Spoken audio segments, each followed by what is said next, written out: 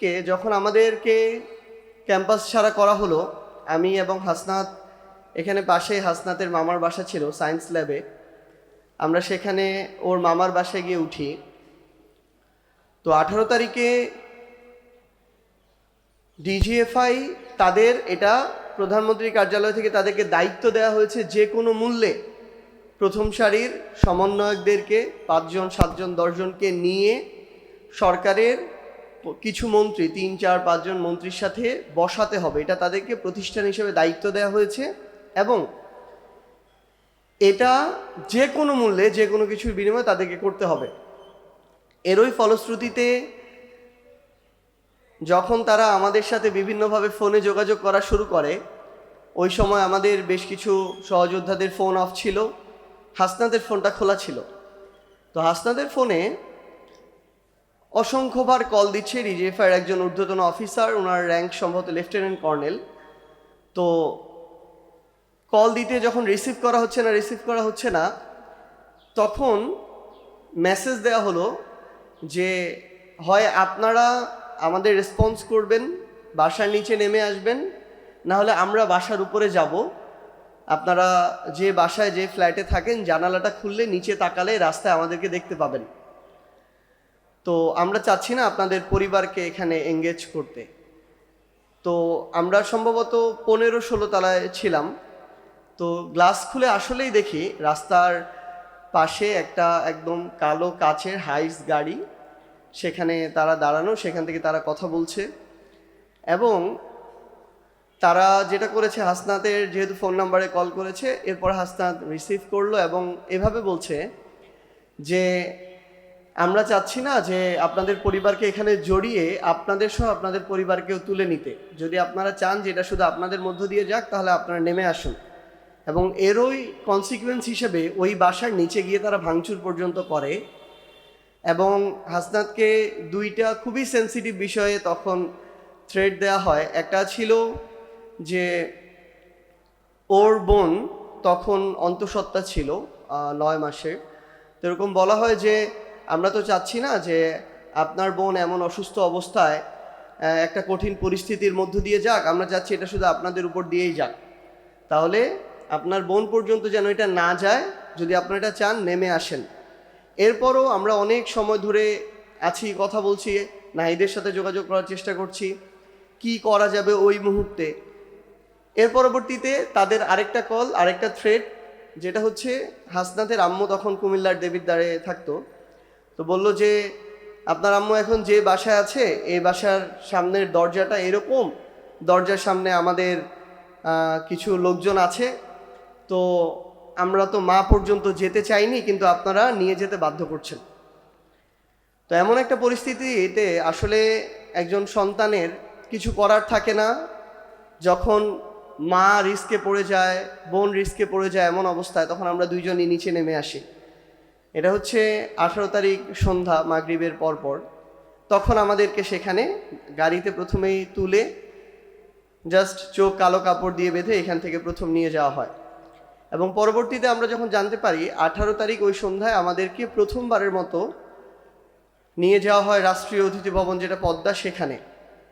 ওইখানকার ঘটনাটা ছিল, আমরা যখন ওইখানে আমাদেরকে একটা রুমে নেওয়া হলো, আমাদের চোখের কাপড় খুলে দেওয়ার পর আমরা দেখি আমাদের আশেপাশে ডিজিএফআই, যেহেতু তাদের আলাদা কোনো পোশাক নেই, পোশাক ছাড়া প্রায় অফিসার আছে 20 থেকে 25 জন। পরবর্তীতে আমরা যখন জানতে পারি যে সেখানে ডিজিএফআই ঢাকা ডেটের কমান্ডার থেকে শুরু করে যত অফিসার আছে, এমনকি স্বয়ং ডিজিএফআই চিফ ওই জায়গায় উপস্থিত ছিলেন আমরা পৌঁছার পূর্বেই। এবং সেখানে নিয়ে যত ধরনের থ্রেট দেয়া যায়, যত ধরনের মানসিক চাপ তৈরি করা যায়, এবং এটা পর্যন্ত যে হয় আমাদেরকে কিছুক্ষণের মধ্যেই তারা কয়েকজন মন্ত্রীকে আসতে বলবে, তাদের সাথে আমাদের কথা বলতে হবে। ইতিমধ্যে আমরা সোশ্যাল মিডিয়ায় দিয়েছি আমাদের প্রাইভেট বিশ্ববিদ্যালয়ের প্রায় 60-70 জন ভাইকে ইতিমধ্যে হত্যা করা হয়েছে। মিডিয়া দেখানো হচ্ছে 15-20 জন, কিন্তু আমাদের কাছে প্রাপ্ত তথ্য অনুযায়ী প্রায় 60-70 জন। 18 জুলাই যেদিন আমাদের প্রাইভেট বিশ্ববিদ্যালয়ের ভাই বোনের রাস্তায় নামলো, তো আমরা ইতিমধ্যেই সোশ্যাল মিডিয়ায় লিখেছি রক্ত মারিয়ে সংলাপ নয়, এবং এটা সম্ভব না। আমরা এটা ডিসিশন নিয়েছি বিকালের মধ্যে যে আমরা আর কোনো সংলাপে যাব না, সংলাপ শেষ। তো ওইখানে গিয়ে যখন এই ধরনের এক পর্যায়ে টানা হেঁচড়ার পর্যায়ে চলে যাচ্ছে, ইতিমধ্যে আমরা হঠাৎ করে দেখলাম যে পাশে দূর দিয়ে দেখছি যে 3 জন মন্ত্রী আরেকটা রুমে গিয়ে বসছে। তখন ডিজিএফআই চিফ আমাদের রুমে চলে আসলেন এবং তাদের ভাষ্য হলো এরকম, স্বয়ং তিনি নিজে বললেন যে এটা আমি ব্যক্তি চিফের প্রশ্ন না, এটা আমার ডিজিএফআই প্রতিষ্ঠানটার মর্যাদার প্রশ্ন। আমি তোমাদের 2-4 জনের জন্য আমার প্রতিষ্ঠানের মর্যাদা ক্ষুণ্ণ হইতে দিব না, তাতে তোমরা থাকো বা না থাকো আমাদের কিছু যায় আসে না। এইভাবে ডিজিএফআই চিফ যখন বলেন, তখন আমাদের কাছে জাস্ট একটা জিনিস মনে হচ্ছিল যে এই মুহূর্তে আমরা যেটা বলে এসেছি এর বাইরে বিন্দুমাত্র কিছু করা মানে হচ্ছে আমরা আমাদের যে কমিটমেন্ট, আমাদের ভাইরা যে আকাঙ্ক্ষায় রক্ত দিল, জীবন দিল, সেটার সাথে বিশ্বাসঘাতকতা। তখন আমি শুধু তাকে একটা কথা বললাম যে আপনার এখানে সক্ষমতা আছে, অসংখ্য ফোর্স আছে, আপনি চাইলে আমাদের মাত্র 2টা মানুষ টেনে হিস্ট্রে নিয়ে যেতে পারবেন, কিন্তু যাদের কাছে নিয়ে যাবেন তারা অন্তত এইটুকু বুঝতে পারবে যে আপনি আমাদেরকে কনভিন্স করতে পারেন নাই এবং আপনি ব্যর্থ হয়েছেন বলে আমাদেরকে টেনে হিস্ট্রে নিয়ে যাচ্ছেন। এবং আপনি নিয়ে যেতে পারবেন, কিন্তু যখন কথা বলবো, কথা তো বের হবে আমার কণ্ঠ থেকে, আমার কলিজা থেকে। সেই কথা কি হবে সেটা আপনার নির্ধারণ করার কোনো সুযোগ নাই, সেটা আমরা ওইখানে যেটা বলার আমরা ওইটা বলব। তা আমরা যখন এটা বলি, উনি ব্যাপক ক্ষিপ্ত হন আমাদের 2 জনের উপরেই, এবং সাথে সাথে উনি ওনার কয়েকজন অফিসার সহ বের হয়ে ওই যেখানে মন্ত্রীরা ছিলেন সেই রুমে চলে যান। প্রায় আরও 18-20 জন অফিসার আমাদের সাথে ছিল, সবাই ট্রেইনড আর্মির অফিসার। তারা যে যতভাবে, কেউ একটু শান্তভাবে বলছে, ঠান্ডাভাবে সিম্প্যাথির জায়গায়, আবার কেউ এমনভাবে বলছে এখান থেকে বের হলে আমাদের লাশ বের হবে। ডুয়েল গেম খেলা শুরু করেছে। তো পরবর্তীতে আমরা জানি না, প্রায় আধা ঘন্টা ধরে এটা চলছে। ডিজিএফআই চিফ তার কয়েকজন অফিসার সহ কী কথা বললেন মন্ত্রীদের সাথে, আবার সেই মন্ত্রীরা বের হয়ে চলে গেল এবং সেই চিফ এসে আমাদেরকে সাথে সাথে মানে আরও ব্যাপক ক্ষিপ্তভাবে তিনি অর্ডার করলেন তার অধস্তন অফিসারদেরকে যে এদের 2টাকে সেফ হাউসে নিয়ে যাও। এবং সেখান থেকে আবারও আমাদেরকে চোখ বেঁধে ওই গাড়িতে তুলে আবার সেফ হাউসে নিয়ে যাওয়া হয়। হাসনাত যেটার কথা বলেছিল, এটা যেখান থেকে যেখানে নিয়ে গিয়েছে, এখন তো আমরা অবস্থান 2টাই জানি, দূরত্ব তখনকার রাত 10টা-11টার দিকে সর্বোচ্চ 2-3 মিনিটের, পদ্মা থেকে মৎস্য ভবনের একটু আগে পর্যন্ত। কিন্তু আমাদেরকে প্রায় 1 ঘন্টা ঘুরিয়ে ওই জায়গায় নিয়ে যাওয়া হয়। তো ওইখানে আমাদেরকে যখন রাত 10টা-11টা এরকম টাইমে নিয়ে যায়, সেখান থেকে শুরু করে তারপরের দিন রাত 8টা-9টা-10টা অ্যারাউন্ড, আমরা তো টাইম দেখতে পাচ্ছিলাম না, কারণ ওইখানে যে ছোট্ট রুমটাতে রাখা হচ্ছে কোনো কিছু নাই, নাথিং।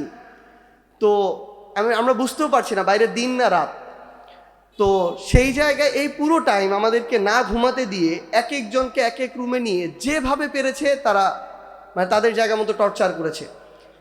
এবং মানে এই টর্চারের ধরনটা ভিন্ন।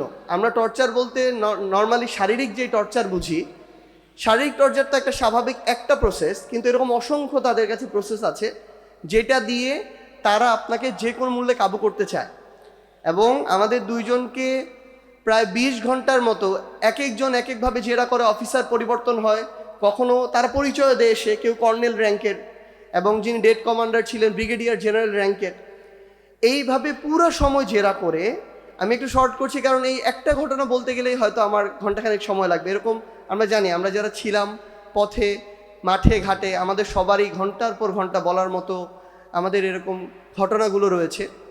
তো এর পরের দিন তখন আমাদেরকে এই পুরো সময় জুড়ে যখন কোনোভাবেই তারা কনভিন্স করতে পারে না, তখন আবার আমাদের আরেকজন সমন্বয়ক হাসিবের লোকেশন তারা ট্রেস করে হাসনাতকে নিয়ে যায়, সেখানে নিয়ে গিয়ে চাংখারপুল থেকে তাকে আবার তুলে নিয়ে আসে। তখন আমাদের সংখ্যাটা 3 হয়। প্রত্যেকের সাথে এই খেলা হচ্ছে। হাসনাত তো রাজি হয়ে গিয়েছে, তুমি না হলে ও বেঁচে যাবে, আন্দোলন শেষ হয়ে যাবে, কিন্তু তোমার লাশ তোমার পরিবার খুঁজে পাবে না। আবার আমাকে সেম কথা বলে, যেটা আমরা পরে যখন কথা বলেছি। আবার ধরেন ছোট্ট একটা ওয়াশরুমের মতো জায়গা, যেখানে নিয়ে তারা দড়ি ঝুলিয়ে রেখেছে একটা রডের মধ্যে। তো বলে যে ওরা তো চলে যাচ্ছে, ডিজিএফআই চিফ আসছে, তোমার জন্য সম্ভবত এই দড়িটাই সর্বশেষ পরিণতি, তো একটু নিজের বাবা মার কথা চিন্তা করে নাও, কথা বলার তো সুযোগ নেই। তো আসলে আমি এখান থেকে এই সিচুয়েশনটা যেভাবে সহজে বলছি বা আপনারা যেভাবে এটা শুনছেন, ওইখানকার সিচুয়েশনটা এমন ছিল না আসলে, এবং ওই পরিস্থিতিতে এটা কল্পনা করা অন্যরকম বিষয় ছিল। তো এর মধ্য দিয়ে সর্বশেষ আমরা এখন যতটুকু মনে করতে পারি যে সম্ভবত এশার আজানের পরপর আমাদেরকে আবার ডিজিএফআই চিফ স্বয়ং আবার ওইখানে আসে। বাইরে থেকে দেখে মনে হবে, আমরা যখন পরে গিয়েছিলাম, ওইটা একটা মানে এমন একটা রুম যেটা হচ্ছে, বা এমন একটা ছোট্ট বাসা যেটা পরিত্যক্ত আরও 20 বছর আগে, কিন্তু ভিতরে তাদের মেকানিজম করার জন্য, নির্যাতন করার জন্য, অত্যাচার করার জন্য যা দরকার সব কিছু আছে।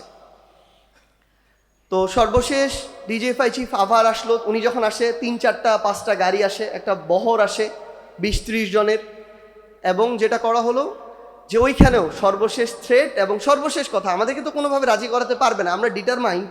আমরা যখন একটু কথা বলার আমাদেরকে সুযোগ দেয় যে আমরা মরে যাব, কিন্তু আমরা আমাদের জায়গা থেকে ওই জায়গায় যেতে পারবো না, আমাদের ইতিমধ্যে 50-60 জন ভাইকে মেরে ফেলেছে।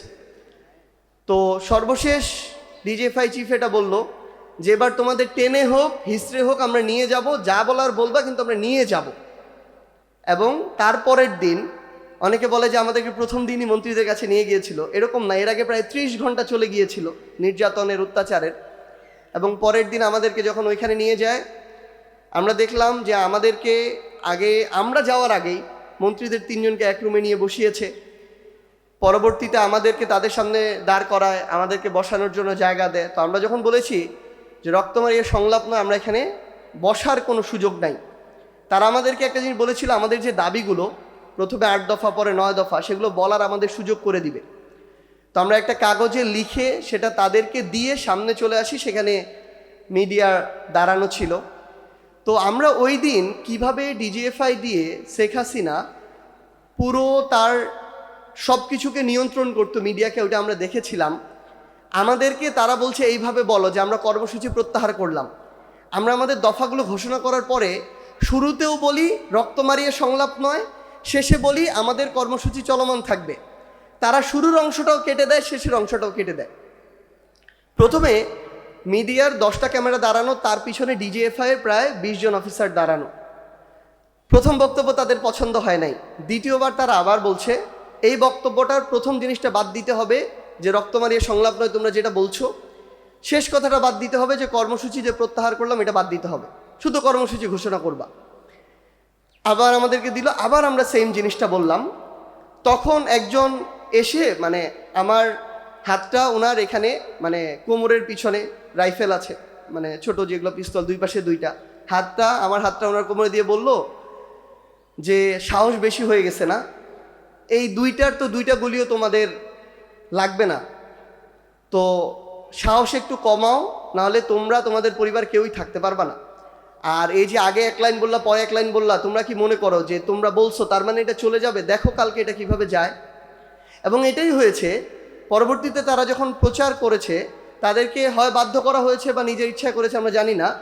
তারা প্রথম লাইনটাও প্রথমে প্রচার করে নাই, শেষ লাইনটাও করে নাই। কিন্তু ওইখানেও বাংলাদেশপন্থী কিছু মানুষ ছিল যারা নিপীড়নের বিরুদ্ধে ছিল। তারা ওই পূর্ণ ভিডিওটা আবার ইন্টারন্যাশনাল বিভিন্ন যারা সাংবাদিকতায় ছিলেন বা সিভিল সোসাইটির ছিলেন তাদেরকে দিয়েছিলেন। তো পরবর্তীতে এটা নিয়ে আমাদের ভিতরে বিভাজন তৈরি করা হয়। সেখান থেকে আমাদেরকে ক্যান্টনমেন্টে নিয়ে যাওয়া হয়, তাদের মতো করে তারা টর্চার করে, সেখান থেকে ডিবিতে নিয়ে যাওয়া হয়। প্রত্যেকটা সময় তাদের স্ক্রিপ্ট ছিল, হয়তো আমরা এই কথাগুলো কোনো দিন আমরা এগুলো হয়তো লিখবো, আমরা একটু বলবো কোনো দিন।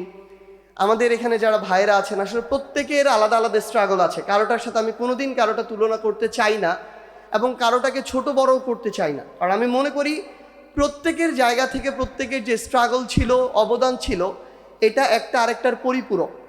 কোনোটা না হলে হয়তো আমাদের ওই 5ই অগাস্টটা হতোই না, হয়তো অসম্পূর্ণ থেকে যেত। তো এই 5ই অগাস্টের পরে আসলে এটা আমরা স্টিল অনুধাবন করি, প্রত্যেকটা পদে পদে অনুধাবন করেছি।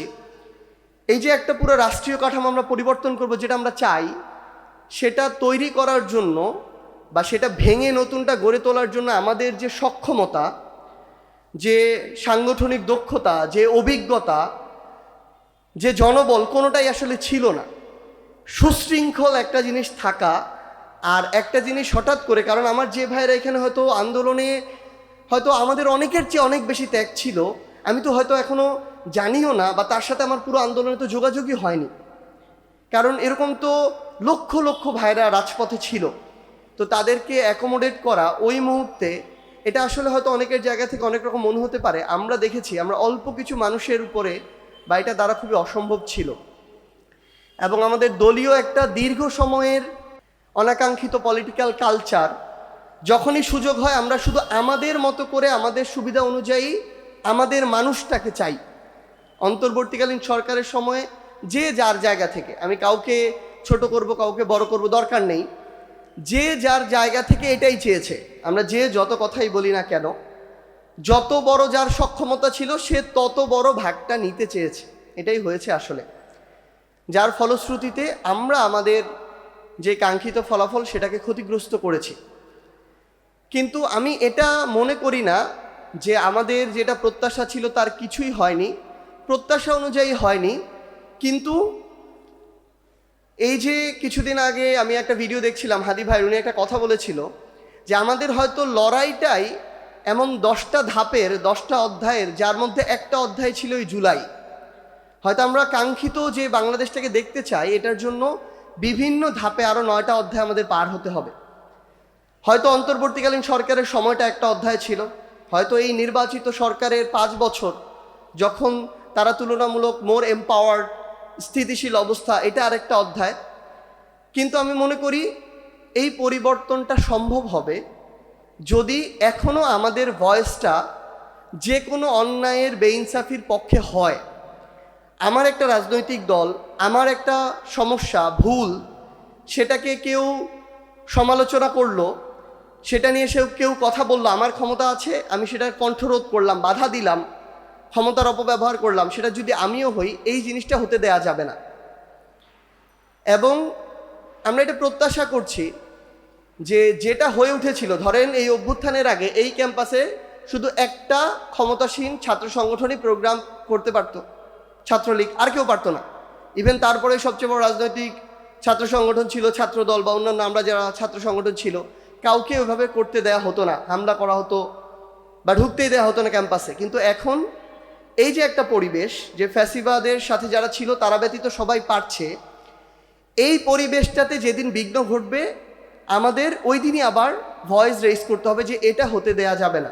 আবার একইভাবে আমরা মাঝে মাঝে আমাদের চোখে পড়ে এই ক্যাম্পাসের আশেপাশে অনেক সেই ফ্যাসিবাদী সময়ের যারা আমাদের 15 তারিখে ভাই বোনদেরকে পিটিয়েছে, গুলি করতে সহায়তা করেছে, যারা পুলিশের সাথে অবৈধ অস্ত্র নিয়ে গুলি পর্যন্ত করেছে, তারা এখনও অনেকে অনেকভাবে ঘুরে বেড়ায়, জামিন পায়।